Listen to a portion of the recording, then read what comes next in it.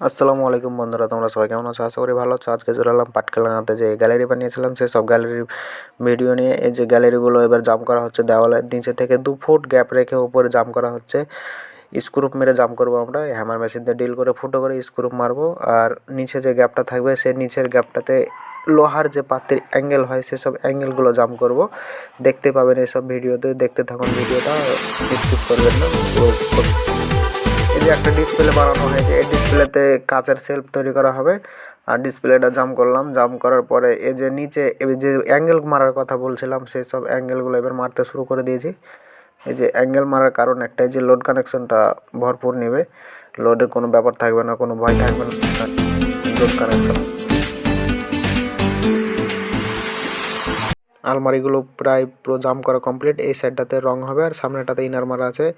আলমারির যে সামনের আঁশ আছে, আঁশে ইস বান্ডিল হবে। দেখা হবে বন্ধুরা পরের নেক্সট ভিডিওতে।